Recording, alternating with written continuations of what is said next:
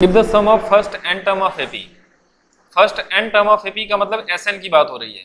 S N each का मतलब होता है equal 4n minus n square. तो ये पहला हो गया S n equal to 4n minus n square. इतना बात समझ में आ गया। What is the first term, मतलब पूछा गया है कि फर्स्ट टर्म क्या होगा। That is S1। क्या ये S1 होगा? फर्स्ट टर्म क्या होगा? S1 ही तो होगा। नहीं समझे?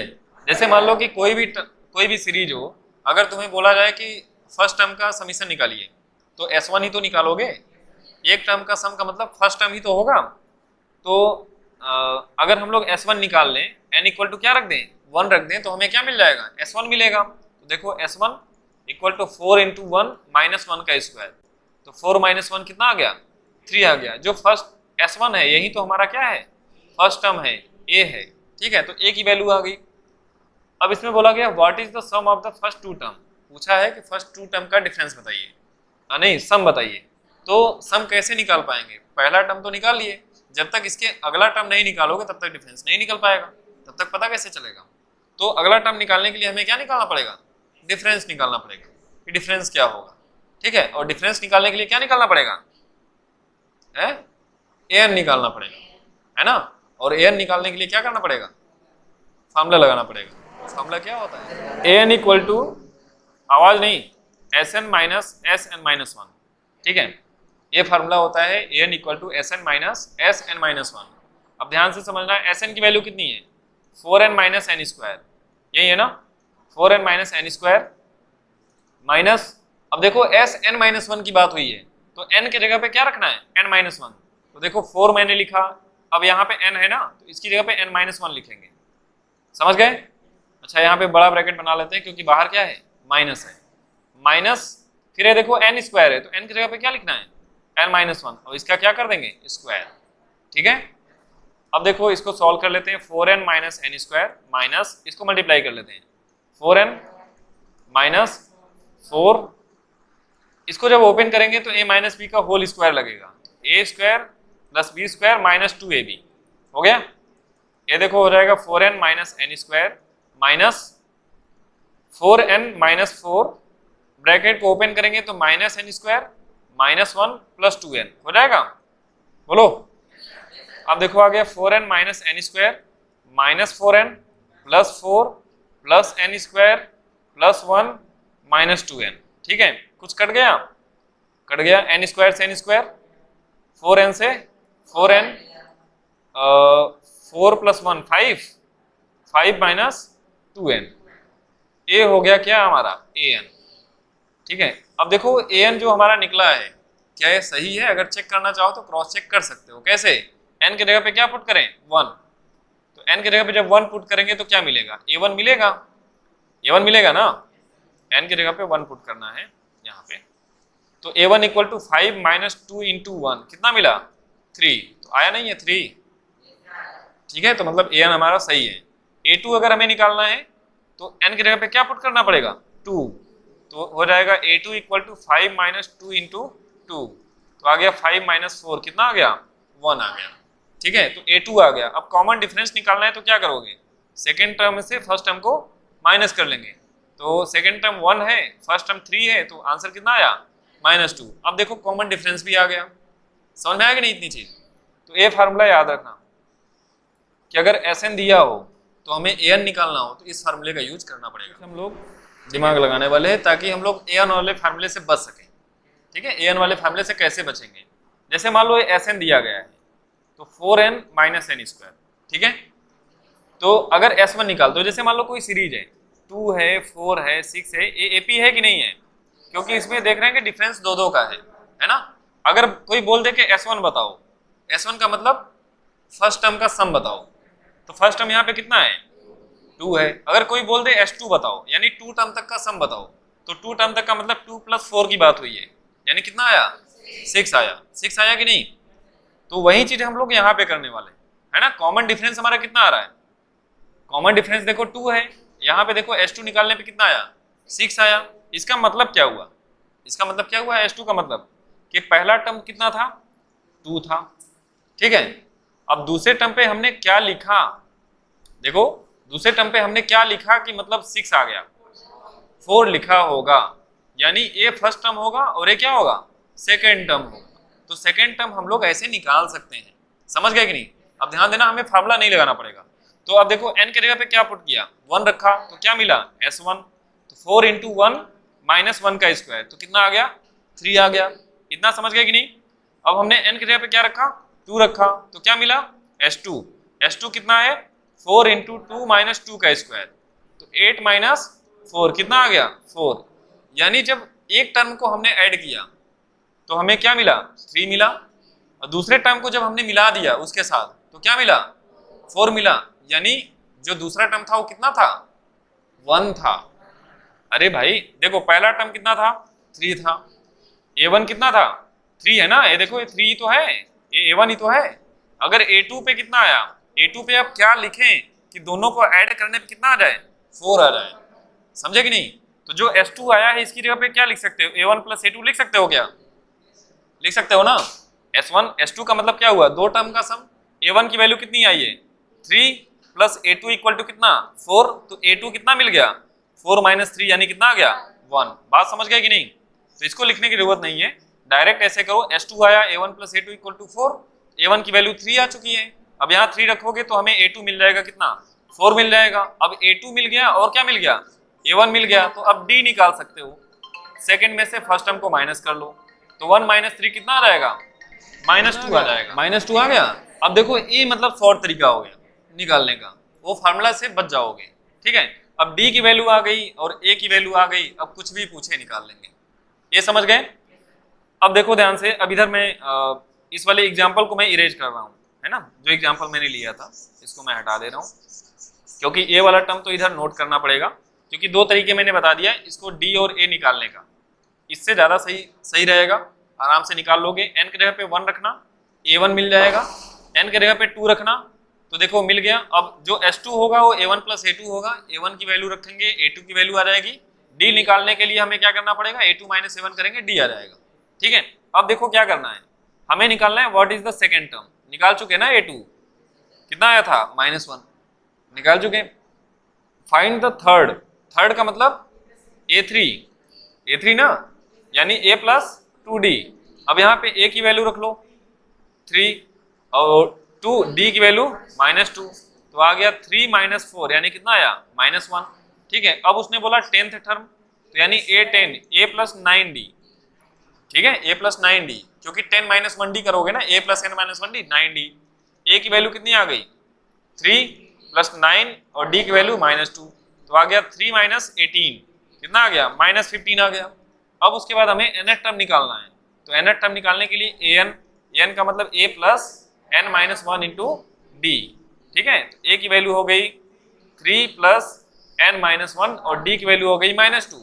तो देखो 3 -2 का मल्टीप्लाई n में करोगे तो -2n, और -2 का मल्टीप्लाई -2 में करोगे तो +2 हो जाएगा। तो ये तो मैंने निकाला ही था 5 - 2n, an निकाला था ना उस फार्मूले से, ठीक है। तो ये हमारा आंसर हो जाएगा। Find the sum of first 40 positive integer divisible by 6, यानी जो 6 की टेबल में आता है। देखो इसका मतलब क्या है, डिविजिबल बाय 6 का मतलब जो 6 की टेबल में आता है वही 6 से डिवाइड होगा, तो 6 की टेबल आनी चाहिए, है ना। तो 6 लिखा, 12 लिखा, फिर 18 लिखा, इस तरह से लिखते चले गए। और कितने टर्म तक लिखना है 40 टर्म तक, तो 10 तक तो याद किए हो, वहां तक लिख सकते हो, उसके आगे नहीं लिख सकते, ऐड करके लिखना पड़ेगा।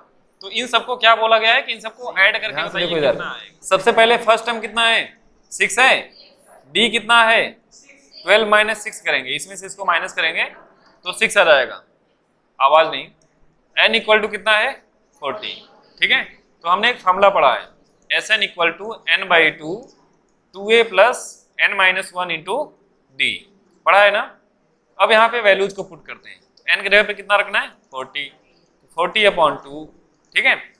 2a के जगह पे कितना रखना है 6, n के जगह पे 40 - 1, d की वैल्यू कितनी है 6, 40 में 2 को डिवाइड किया 20, ये हो गया 12, ये कितना हो जाएगा 39, और 39 का मल्टीप्लाई किसमें 6 में, तो 9 6 जा 54 का 4 कैरी आया 5, फिर उसके बाद 18 और 5 23 ऐड कर दो, तो ये कितना आ गया 20 इंटू 12 ऐड करेंगे तो कितना हो जाएगा 6 4 2, अब 2 से मल्टीप्लाई कर दो तो कितना आ जाएगा 500, 400 ना, 2 400, अरे जीरो कर दो, सही है, 492, यही हमारा आंसर हो जाएगा। समझ में आया? Find the sum of first 15 multiple of 8, multiple बोले या तो डिविजिबल बोले, टेबल की बात होती है, ठीक है। तो मल्टीपल ऑफ 8 का मतलब हो गया 8, 16, 24 इस तरह से, और कितने टर्म की बात हुई है? 15 टर्म की बात हुई है। तो a इक्वल टू कितना है? 8 है। d कितना है? 16 माइनस 8 करोगे तो 8 आएगा, और n कितना है? 15 है। तो हमें क्या निकालना है? Sn निकालना है। Formula n/2 same to same 2a plus n minus 1 into d. तो Sn के जगह पे हो गया 15, 15/2 2a, a की वैल्यू हो गई 8, यहाँ पे हो जाएगा 15 माइनस 1 और d की वैल्यू हो गई 8। जब इसको सॉल्व करेंगे तो आ जाएगा 15/16 प्लस 14 8 जा 112, ये कितना आ जाएगा? 15/2 ऐड कर लेंगे तो 128, 2 से इसको डिवाइड करेंगे 64, 15 चौके 60, जीरो कैरी आया 6, 96। तो ये हमारा आंसर हो जाएगा। जिन बच्चों को फार्मूला नहीं याद होता है वो ऐसे करते हैं, 15 टर्म लिखा है ना तो ए लिख देंगे पूरा, 8, 16, 24, ठीक है। उसके बाद ऐसे लिखते लिखते टोटल 15 टर्म तक लिखेंगे, 1 2 3 4 ऐसे लिख लेंगे और इसको यहाँ पे ऐड कर देंगे, वो आंसर आ जाएगा। In the sum of the odd numbers between 1 to 50, odd numbers कौन से होते हैं? 1 होता है, 3 होता है, 5 होता है, और सबसे लास्ट में कौन होगा? 49, ठीक है, सबसे लास्ट में, क्योंकि बिटवीन बोला है, इन दोनों के बीच के नंबर्स होने चाहिए। तो यहाँ पे हमें एक चीज पता चल रही है, ए मिल जा रहा है 1, डी मिल जा रहा है 3 माइनस 1 करेंगे 2 हो जाएगा, और लास्ट टर्म मिल जा रहा है कितना? 49, ठीक है। तो अगर हमें n की वैल्यू अगर निकालनी है, देखो a और d से नहीं निकाल पाएंगे, क्यों? क्योंकि हमें n की वैल्यू नहीं पता है, तो n हमें निकालना पड़ेगा। तो l इक्वल टू कितना? 49 दिया गया है, l के जगह पे फार्मूला लगा दो, a plus n minus 1 into d equal to 49, यहाँ पे हो जाएगा 1, n माइनस 1, d की वैल्यू हो गई 2, ये हो गया 49। सबसे पहले 1, ए वाला जो 1 इधर लिखा हुआ है, इधर आगे क्या होगा? माइनस हो जाएगा, ठीक है। सबसे पहले इसको माइनस करेंगे तो ये कितना आ जाएगा? 48 हो जाएगा, और इधर क्या आ जाएगा? n minus 1 into 2। अब इधर जो मल्टीप्लाई में 2 है, इधर आके क्या हो जाएगा? डिवाइड हो जाएगा, तो n माइनस 1 इक्वल टू कितना हो जाएगा? 24। तो n इक्वल टू कितना आ गया? 24 प्लस 1 यानी 25। इतना बात समझ गए कि नहीं? अब n की वैल्यू आ गई, अब तो कोई दिक्कत ही नहीं है। फार्मूला क्या होता है? Sn equal to n/2, first term plus last term यहाँ पता है तो n लगा देंगे। ये हो गया 25/2, a की वैल्यू हो गई 1 और लास्ट टर्म कितना है? 49। अब इसको कर दो, कितना हो जाएगा? 50, 2 से डिवाइड करेंगे कितना रहेगा? 25, और 25 का स्क्वायर कितना होता है? 625। तो ये मान लेते हैं एक बार। और contract on construction job specified a penalty for delay of completion beyond a certain date of follows, 200 rupees for the first days. आवाज नहीं। अगर मान लो कि कोई एक जॉब मिला हुआ है, कोई एक काम मिला है, अगर उसमें डिले होता है तो 200 रुपये पर डे के हिसाब से माइनस किया जाएगा, ठीक है। तो पहले दिन कितना माइनस किया जाएगा? 200 रुपये, 250 रुपये फॉर द सेकेंड, दूसरे दिन 250 रुपये माइनस किया जाएगा, तीसरे दिन 300 माइनस किया जाएगा, इस तरह से ही चलता रहेगा, ठीक है। तो कहीं ना कहीं हम देख रहे हैं कि इसमें डिफरेंस कितना हो रहा है? 50 रुपीज का, है ना। ये जो हमारा डिफरेंस है हर जगह पे क्या आ रहा है? सेम आ रहा है। तो इसका मतलब ये जो सीरीज बन रही है वो क्या है? एपी है, सीरीज हमारी एपी है, क्योंकि डिफरेंस सेम है। फिर आगे पढ़ते हैं, 50 rupees more than the preceding days, ठीक है, वही चीज लिखा हुआ है। How much money the contractor has to pay as penalty if he has delayed the work by 30 days. तो ये कितने दिन तक लेट करता चला गया? 30 डेज तक। तो 30 डेज तक इसको कितना पैसा देना पड़ेगा पेनाल्टी के फॉर्म में, ठीक है। तो ए की वैल्यू कितनी है? 200, डी की वैल्यू कितनी है? 50, और एन की वैल्यू कितनी है? 30 डे, 30 डे तक, है ना। अब उसके बाद फार्मूला लगा देना है एस एन वाला, n/2 2a plus n minus 1 into d. तो n के जगह पे रख दिया 30, ये हो गया 30/2, 2a के जगह पे रख दिया 200 प्लस n के जगह पे 30 माइनस 1, और d की वैल्यू कितनी हो गई? 50। देखो ये कितना आ गया? 15 आ गया, है ना। और 200 ये हो जाएगा 400, इधर क्या हो जाएगा? 29 इंटू 50, ठीक है। तो ये हो गया 15 इंटू 400 प्लस 0, ठीक है, कितना रहेगा 150, 145। जब इसको ऐड करोगे तो कितना हो जाएगा 15 इंटू ऐड किया तो 1850 हो जाएगा। मल्टीप्लाई कर लो, 0 आ गया, 15 × 75 का 5, कैरी 7, 15 × 60, 60, 120, अरे 7, 27, कितना आ गया 12, 15 कम 15, 12, 27। तो ये हमारा आंसर हो जाएगा, ठीक है, 27,750 रुपये। इतना उसको पेनाल्टी के फॉर्म में देना पड़ेगा। क्लियर? 10 बार ये सब चीजें मन में होती है ना, जैसे मान लो तुम्हें इसका इसमें मल्टीप्लाई करना था, मुझे करना होता तो हम ऐसे ही करते, इंटू 15 था, ठीक है। अब हम क्या करते हैं, 10 बार इसको करना है मल्टीप्लाई, तो मतलब एक जीरो बढ़ा दो। 10 को मुझे क्या दिख रहा है, 10 + 5 दिख रहा है, ठीक है। अब 10 का मल्टीप्लाई करोगे एक बार तो 1850, एक जीरो बढ़ गया कि नहीं। अब उसके बाद 5 से करना है, 5 का, तो मतलब जो 10 का आया हुआ है उसका आधा करना है, तो इसको 2 से डिवाइड करके लिख लो। तो 2 9 जा 18, 2 2 जा 4, 2 5 जा 0, फिर इन दोनों को ऐड कर दो, 05772 आंसर। बातें मत करो, समझ गए कि नहीं। Sum of 700 is to be used to give 7 cash prize. देखो 700 रुपीज हमें क्या करना है, कैश प्राइज के रूप में देना है students of a school for the overall academic performance, ठीक है। If each prize is 20 less than the preceding prize, मतलब अगर पहले अगर x रुपीज दे दिया, ठीक है, तो क्या होगा x - 20, उससे 20 कम देंगे अगला प्राइज, फिर अगला देना होगा तो 20 और कम कर देंगे, तो इस तरह से देते जाएंगे। तो find the value of each prize है।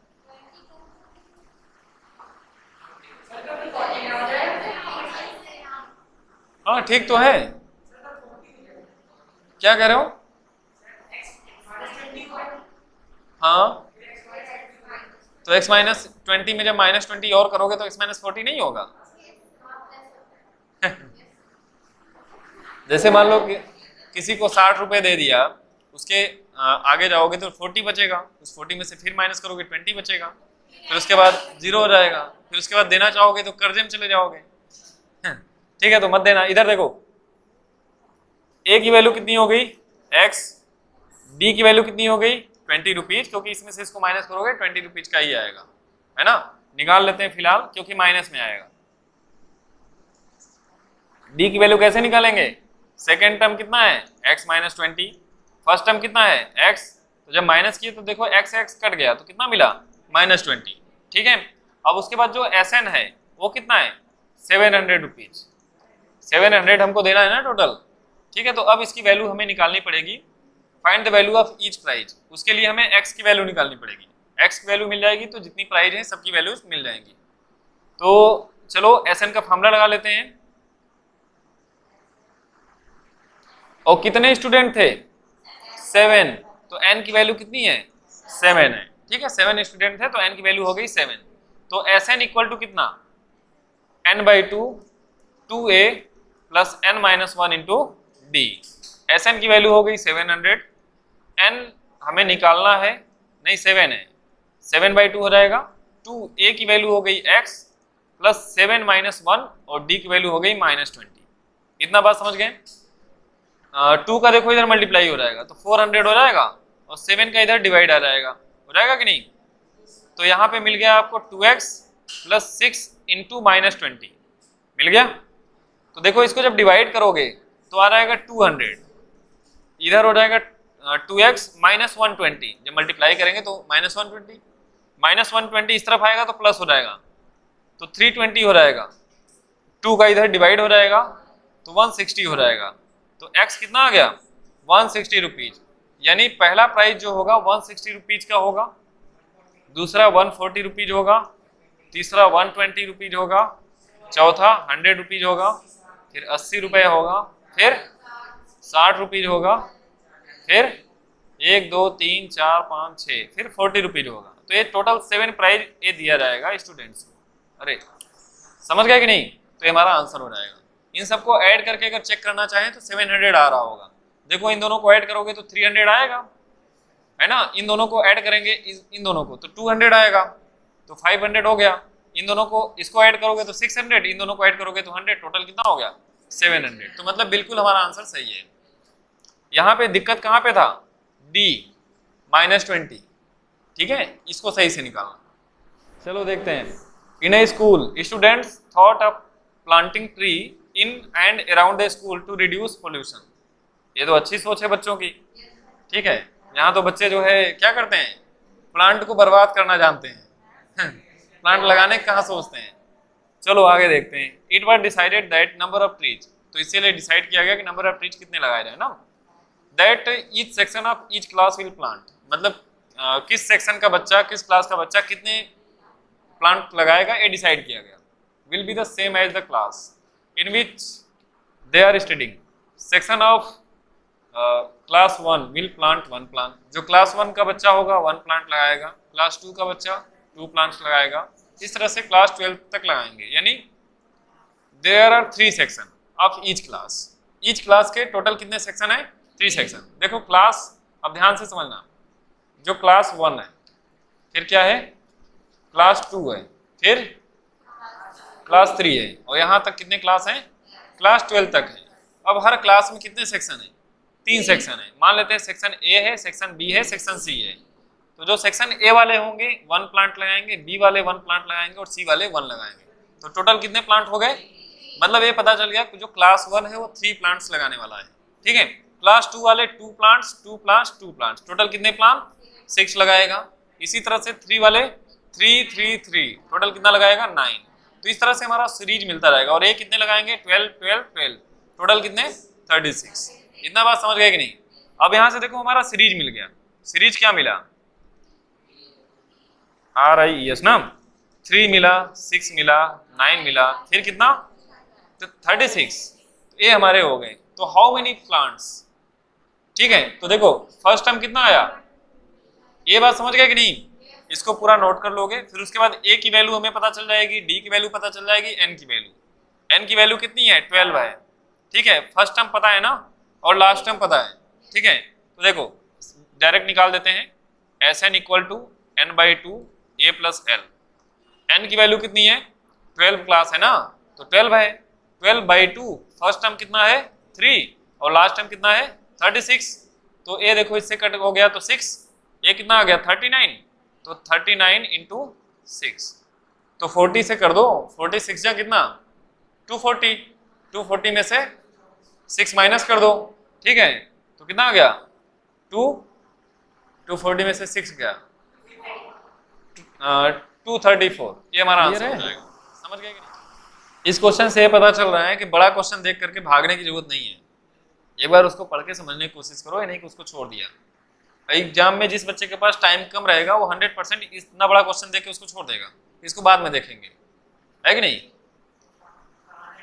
वो माइंड सेटअप होता है ऐसा, एग्जाम टाइम में यही होता है कि जो ज़्यादा बड़े क्वेश्चन हो उसको छोड़ दो।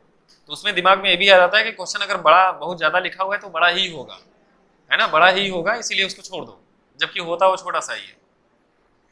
Spiral is made up of successive semi circle, है ना। देखो सेमी सर्कल से बना हुआ है, ठीक है, विथ सेंटर अल्टरनेटली, क्या लिखा है, alternately at A and B, starting with centre A of radii 0.5, 1 centimetre, 1.5 as shown in the figure. ठीक है, what is the total length of the 13 consecutive semicircle, मतलब टोटल लेंथ पूछा हुआ है। ध्यान से समझना इस चीज को। सबसे पहली चीज, जो पहला वाला है उसका कितना रेडियस है, 0.5। सर्कल के बारे में बात करते हैं। सर्कल यही होता है ना, सर्कल का जो रेडियस है अगर r है तो इसका सरकमफ्रेंस कितना होगा, 2πr होगा। तो सेमी सर्कल का सरकमफ्रेंस कितना होगा, सेमी सर्कल का πr होगा, मतलब उसका आधा होगा। तो यहाँ पे जितने भी बने हैं सब क्या है, सेमी सर्कल है। तो जो इनका सरकमफ्रेंस होगा वो कितना होगा, πr होगा। ठीक है, तो ऐसे कितने हैं, 13 सेमी सर्कल्स हैं। ठीक है, तो सबसे पहले देखो πr को देखो ध्यान से। पहला वाला जो लेंथ होगा πr के इक्वल होगा। सेमी सर्कल का जो लेंथ होता है πr होता है ना। तो पहला वाला लेंथ πr होगा। तो पाई r के जगह पे कितना है, 0.5 r। देखो r पहला यही है ना। दूसरा क्या होगा, 1 मिनट, 0.5 पाई होगा ना, पाई r होता है। r की वैल्यू रखनी है तो आर की वैल्यू रखते हैं। आर की वैल्यू कितनी है 0.5, तो 0.5 पाई हो गया, पाई आर हो गया कि नहीं। दूसरा क्या हो जाएगा 1 पाई हो जाएगा, उसके बाद 1.5 पाई, इस तरह से ही चलता जाएगा और कितने जाएंगे 13 टर्म तक। इतना क्लियर हुआ। अब उसके बाद देखो फर्स्ट टर्म कितना है 0.5 पाई, डी कितना है 1 पाई माइनस 0.5 पाई, जब माइनस किया तो कितना मिला 0.5 पाई मिला। ठीक है, एन की वैल्यू कितनी है 13 है, 13 है कि नहीं। तो बस अब क्या करते हैं सीधे सीधे फार्मूला लगा देते हैं, S n equal to n by 2a plus n minus 1 into d. यही फार्मूला है, एक ही फार्मूला है। तो चलो n के जगह पे रख लेते हैं 13/2, 2a की वैल्यू कितनी है 0.5 पाई, n माइनस 1 मतलब 13 माइनस 1, d की वैल्यू कितनी है 0.5 पाई। ठीक है, अब इसको सॉल्व कर लो, 13/2, 2 से मल्टीप्लाई करोगे तो 1 पाई आएगा। यहाँ पे देखो ये कितना हो गया 12, 12 से मल्टीप्लाई करोगे 5 का तो 60, 1 पॉइंट पे लगेगा तो आ जाएगा 6 पाई। ठीक है, टोटल कितना हो गया 7 पाई, तो 13/2 इंटू 7 पाई हो गया। पाई की वैल्यू कितनी यहाँ पे लिख लेते हैं 13/2 7, पाई की वैल्यू हो गई 22/7, 7 से 7 कट गया, 2 से इसको कट करोगे तो कितना आ जाएगा 11, 11 का मल्टीप्लाई करोगे तो 341, ये हमारा आंसर आ जाएगा। समझ में आया कि नहीं। नोट कर लो बालकों, ये भी नोट कर लेना, सर्कल है तो इसका सरकमफ्रेंस ए होता है, तो सेमी सर्कल का पाई आर हो जाएगा। उसके बाद कोई दिक्कत नहीं, आराम से हो जाएगा, किसी को कोई दिक्कत। देखो कैसे नहीं समझ में आया, सरकमफ्रेंस का कितना होता है 2 पाई आर, तो सेमी सर्कल का कितना हो जाएगा पाई आर हो जाएगा। आर की वैल्यू दे रखा है ना, जो पहला वाला है देखो ये है यहाँ से यहाँ तक। ठीक है, तो ये कितना हुआ 0.5, रेडियस इसका 0.5 है, रेडियाई लिखा नहीं है तो रेडियस 0.5 हो गया, और उसके साथ क्या लगाना है पाई आर, क्योंकि पाई आर होता है तो 0.5 पाई हो गया। देखो पहला टर्म हो गया। ठीक है, दूसरे वाले का रेडियस कितना है 1 है, तो 1 वाला ये रहा दूसरा। ठीक है, तो ये क्या हो जाएगा 1 पाई हो जाएगा, क्योंकि इसका पाई आर हो जाएगा, आर के जगह पे 1 रखोगे तो 1 पाई हो गया। ठीक है, तीसरा क्या है 1.5, तो यहाँ पे 1.5 रखोगे तो 1.5 पाई हो गया। और ये कब तक हो रहा है 13 टर्म तक हो रहा है, तो 13 टर्म हो गया। अब यहाँ से हमें ए मिल गया, ये वाला डी निकालना है तो इसमें से इसको माइनस कर दिया, देखो डी मिल गया। ठीक है, और उसके बाद एन की वैल्यू मिल गई यहाँ से 13 टर्म, उसके बाद फार्मूला लगा दिया।